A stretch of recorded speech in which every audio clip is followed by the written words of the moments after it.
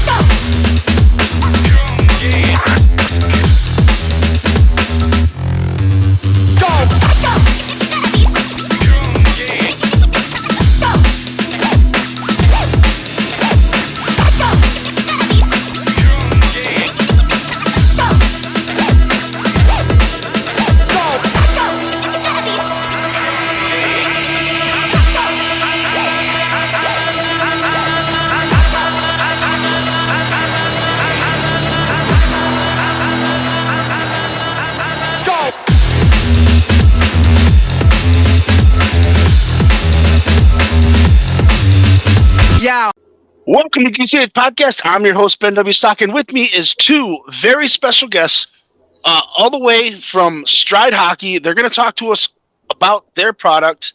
I'm actually excited to hear a little bit more about it. I've seen it, and I've wanted to try it. I'm actually looking into buying one myself for my son and my daughter once she's a little bit older.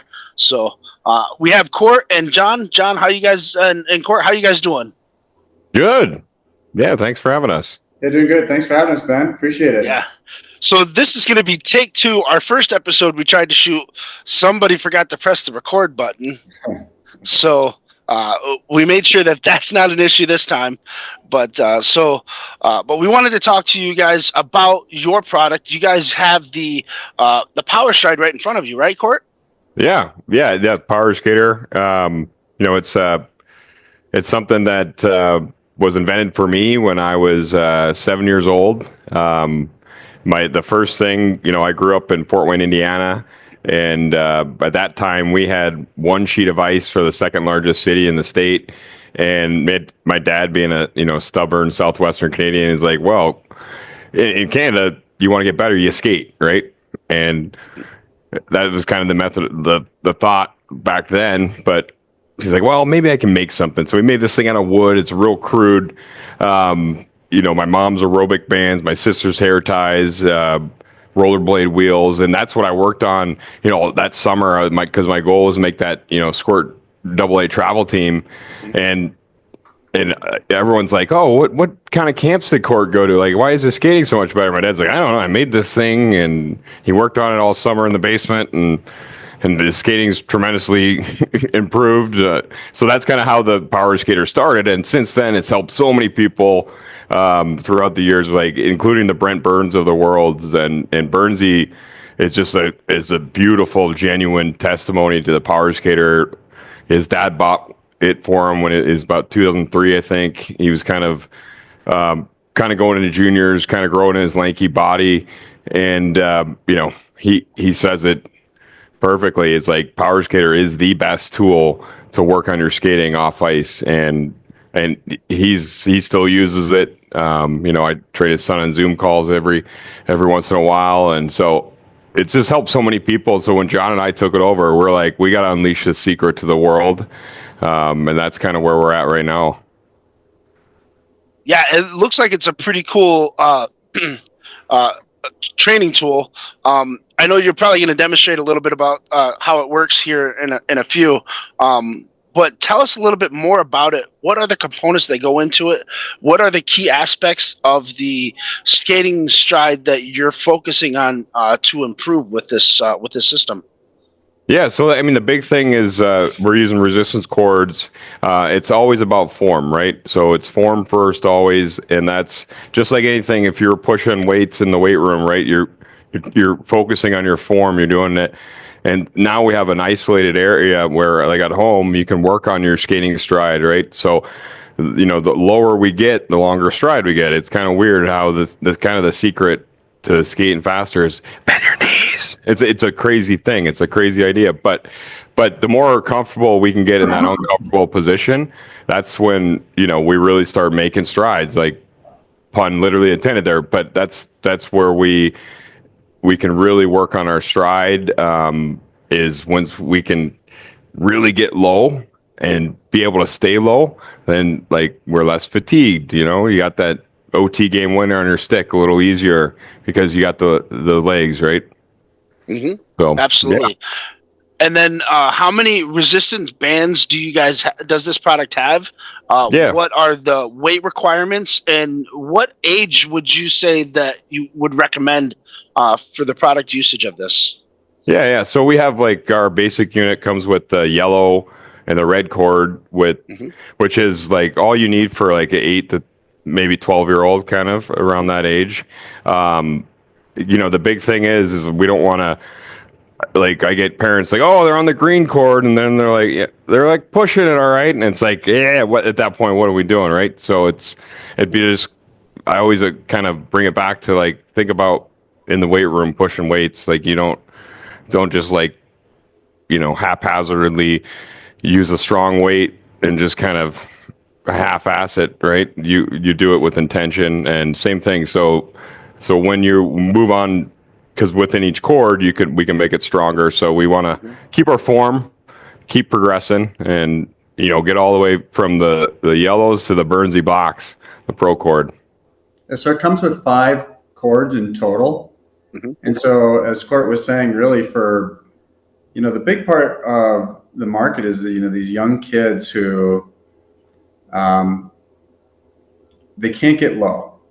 And so what Power Skater will do is it will fix 90% of all your skating problems, which really is not getting low, not having a long enough stride, and not bringing your foot back. And so we can fix those things with Power Skater with 5 different resistance bands. And really, like Cort said, you're going to use the first 2 until you're getting close to 13. And then you work your way up to the hardest ones. And it's more about just being perfect, because Power Skater isn't like you're going on ice and just going as hard as you can. We're trying to build that muscle memory so that when you're on ice, it just becomes automatic. And then that extra 10% that the Power Skater doesn't fix, that's where, you work with skating coaches, you work through that finesse from there. But Power Skater, we guarantee that in 60 days, you will see a major change in your stride. And we've had like hundreds of reviews that parents write in, really emotional, heartfelt reviews of what it will do for your player. Yeah, that's awesome. So what this Power Skater product does is it focuses on proper technique, maintaining that technique with core memory or muscle memory, and so that way when you aren't on the actual machine, that you're actually incorporating it while you're on the ice. Is that what you guys are saying? Absolutely. Yeah, it's kind of like driving a car. When you first drive, you're thinking about everything, and you're thinking about the blinker, and you're thinking about what you have to do next. And eventually you get to the point where you're driving down the freeway and all of a sudden you're like, whoa, I'm driving. I blanked out for 15 or 20 minutes. I don't know if that happens to any of you guys, but it happens to me. But what it is our body is able to work in its subconscious. And to change your hockey stride typically means if you go to a camp and you try to change it, you're working consciously. And that's 5% of our brain. It's very hard to drop that into the subconscious. Power skaters, since we're working slow repetition, it's that putting something into a habit. You do it enough times slowly, exactly the same, that it becomes automatic, like you're driving a car after 30 years. That's what the power skater does. It makes you get low, it extends your stride, it makes you bring your foot back, and it turns it all into auto drive, so you don't have to think about it anymore. If that makes sense. Yeah, no, it makes perfect sense. The other question I have, because I'm not an ice hockey guy, I was strictly a roller guy growing up. I noticed that the shape of it is in a V, and so you're actually pushing away from the inner core, right? Whereas in inline, the V is probably not as deep. Is there some technique behind that, or is there some scientific data behind that as to why that helps lengthen your stride?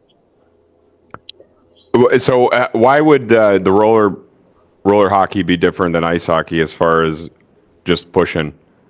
Well, so for me, like from what I've noticed, like it seems like you're going further out to your right or to your left, whereas in inline you're pushing more.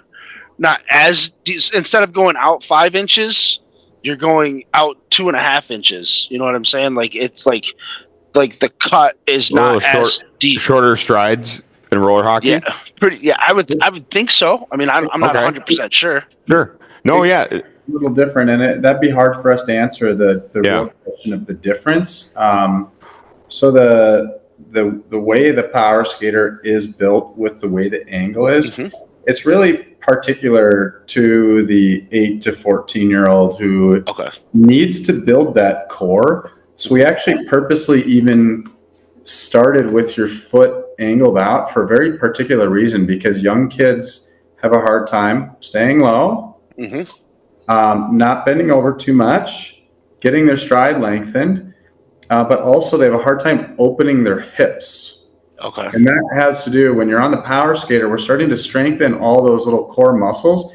And not only that, we're getting them to fire together, because there's one thing of just being strong. There's another of just getting your body used to switching its weight, holding its weight, and then having everything fire to push your foot out.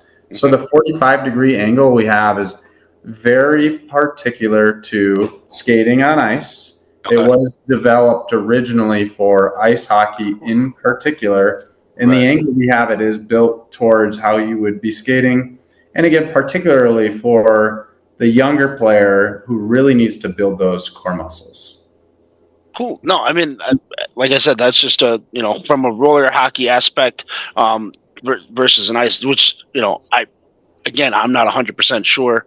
I just know that, when we skate, it tends to be because we have to have our wheels facing straight.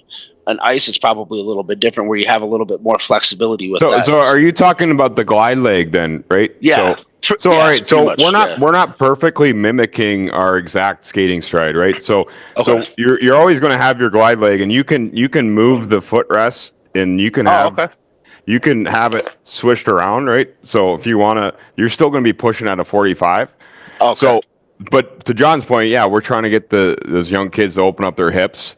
But if you want to keep your glide leg here, you totally can. We can absolutely replicate single leg rapid, fire stride. So that's why I guess what I was asking is like, so how is it different than roller skating than ice hockey? Because I think they're pretty much one and the same. So, right. Well, you're not going to waddle like a penguin when you're on after using the power skater and then getting on the ice. Right. Yeah. Well, and that's another thing though too is that a lot of people are, from what I've heard, because again I'm just strictly roller, is that going from ice to roller, the ice guys will tend to say, well, it messes up my stride. for whatever reason. I don't know if that's entirely true. I've heard that. That's a good question. I don't have any really great answer to it, but when I think about a roller player just watching highlights, it feels to me, correct me if I'm wrong, but it's they're standing up a little straighter than when you're seeing ice hockey, someone, whizzing down and flying. There's just so much movement on the roller hockey. The game drops down and slows down a little bit. I assume it's a little. I think you'll see like the lower divisions standing up more, but the pros definitely are getting low because they have a lot of ice hockey training in them. So you're seeing, like that aspect. I still think it's cool. I think it's a great training tool. It's one, like I said, I'm personally going to purchase one here within the next couple of years because my son's not even close to being at the age where he could be using something like this yet. But it's definitely something that's going to be in my wheelhouse here in the next couple of years for him. Yeah, you just got to let us know when. We'll get you set up, and like we said, it's a game changer. We had this parent call in recently. She bought it was a mom, and she bought the power skater for her son, who was like a 8 or 9 or 10-year-old, and she goes, we had it at the house, and they had their 5-year-old and learn to skate, and he was like hardly skating around. And they said since they had it there, though, he kept every night jumping on it and using this power skater. And 5, admittedly, is too young, right? But you get the rare kid that somehow is strong enough that kind of does it. And she said he used this thing, and all of a sudden, after a couple of weeks, they went to learn to skate, and he went right down the ice. No joke. Yeah, that's awesome. We didn't ask for her review, but that was what she wrote in. It wasn't about her other kid she bought it for. It was about a 5-year-old just all of a sudden just passed learn to skate just like that. That's so cool. And it's testimonies like that prove that your product is worth, every penny. It's going to get you to that next level. Because not only does, Brett Burns use it, from the Carolina Hurricanes, but it's hands down all the way across the board. So many individuals are out there using your product and getting better with each time. Yeah, man, it's so cool because another piece of it is like anybody that purchases it gets the opportunity to get an onboarding with me. So we do a 30-minute session where I'm showing best practices, I'm doing an evaluation, and then I kind of set them up on a training pathway, going forward. And so I hear these stories all day, every day. And it's so awesome. And I think that's something that's really special that we do is just our support on the back end, right? It's not just buying a physical product. There's just more to it than just buying it. You get that support on the back end and the resources we provide. We have Katie Joe videos that we, you can purchase, and a workout series. So like we have a professionally shot 10-part series workout system, and so it's not like, it's not like you have to have your kid get it and say, well, use it. You can actually pull out the iPad or put it, cast it to a screen, and you can have a 10-part workout series. And we're intending to shoot more. And so, there is a workout series that goes with it, and so you can have your kid watch it. Really, very helpful. Yeah, and that's what sets your product apart from other products that may, try to mimic what you got going on, is that you take the time to properly show them how to use it, how to maintain the proper technique, and then you probably do a couple follow-ups, if I'm not mistaken. I think that's what we talked about last time too, is that you are actively wanting to know how the progression is going, and if they're still doing everything that you taught them to do in that onboarding session. And then you also have some advanced techniques as well to help encourage that. And one of the other questions that I remember asking is, how easy is it to go from from the yellow band to the red band, and then all the way up to the black band, or the Pro Series, as you said. The swap out change. You said it was pretty simple, right? Yeah. Switching out the cords, it probably take you a minute to do both sides, and maybe a couple minutes if you don't know what you're doing. But that's easy. But the big thing on switching the cords is once you've really developed that form, right, and you've mastered that. All right, now we're going to go to a little stronger. And if you're able to keep your form, but it's a little harder, all right, that's where we need to be. So what Cort's hitting on is what's funny is when we get kids on this, boys in particular think, I need the stronger band. Yeah. And so, it's very easy to swap the bands out. What we're saying is you should have perfect form the whole way through. And if you break that form at all, you're not ready for the next band.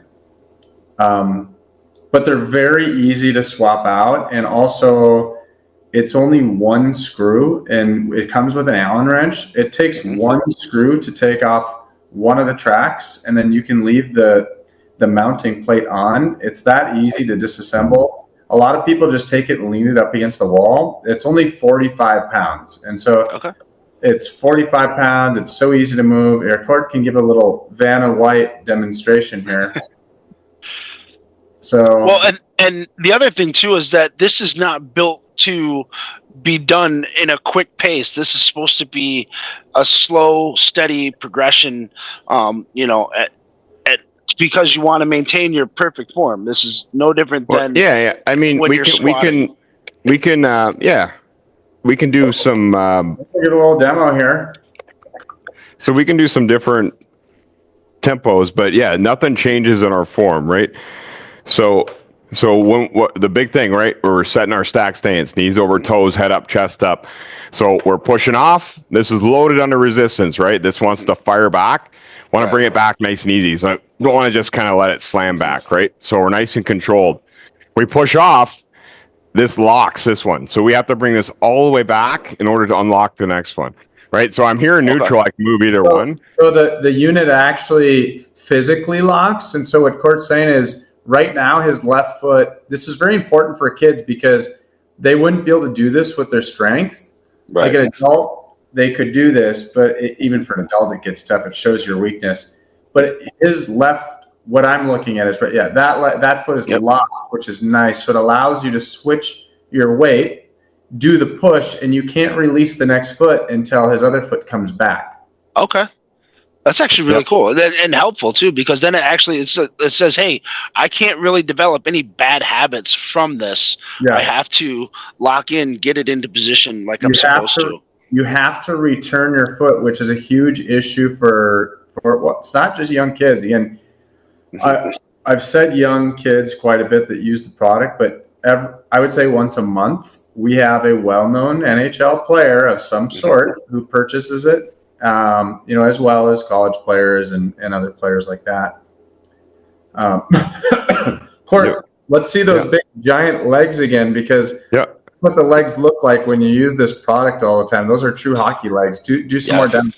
So like I know you said kind of slow and controlled. So this is kind of like our warm-up tempo. I always akin this to like our first rips around the ice, right? Yeah. Like those long, powerful, cocky strides. And then we can go slow, right? So it's slow tempo. By holding our muscles under tension for a longer period of time, we're building muscle strength, right? So that kind of slow tempo. But remember, nothing changes in our form. We can go fast out, control back.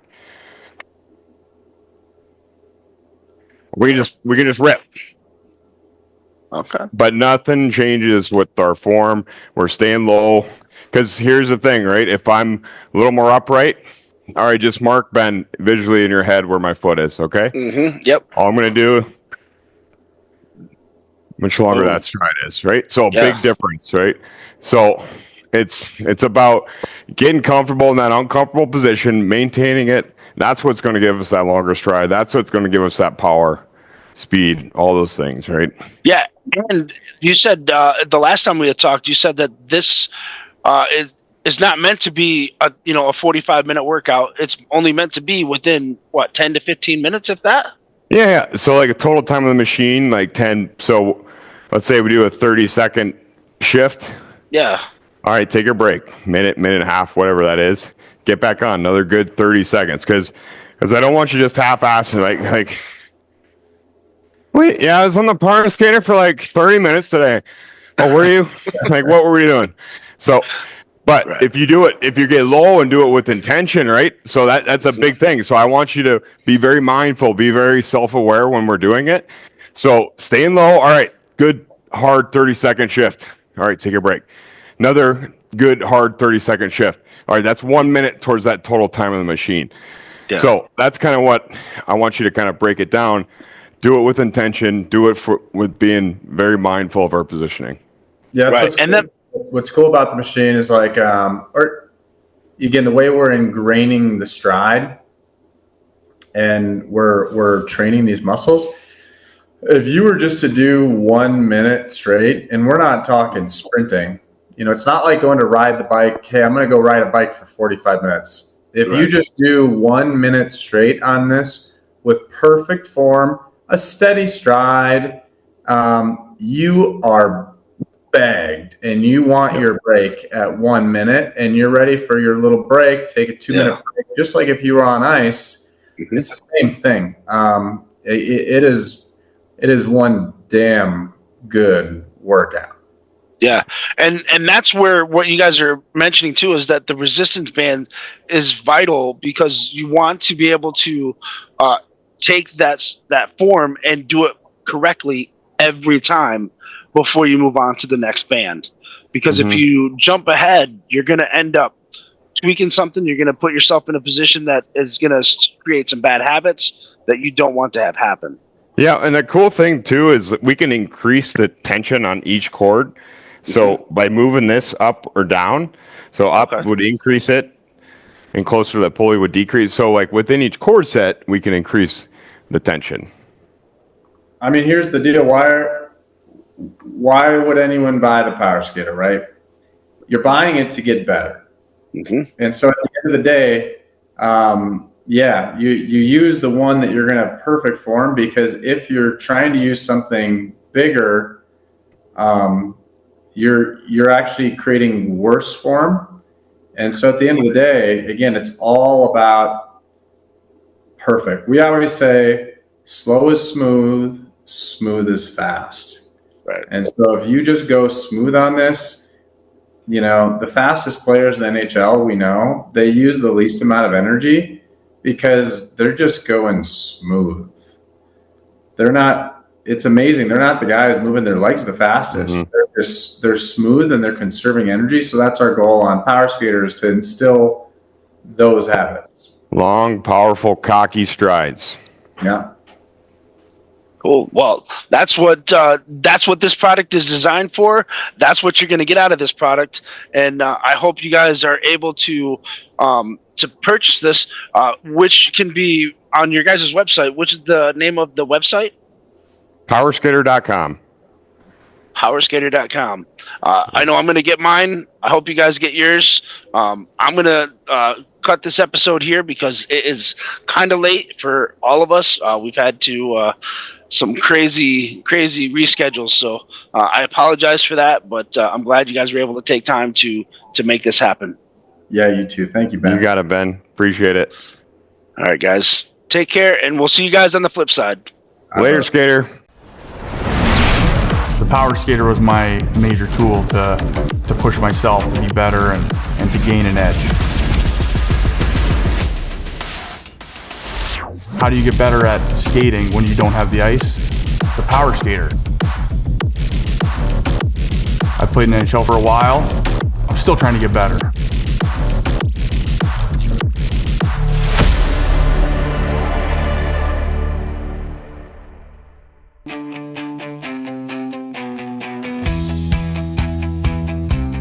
That's going to do it for this episode of GCH Podcast. I'm your host, Ben W. Stock, alongside Chris Greco. Thanks for tuning in. Please make sure you like and subscribe on all our platforms on YouTube and on Spotify.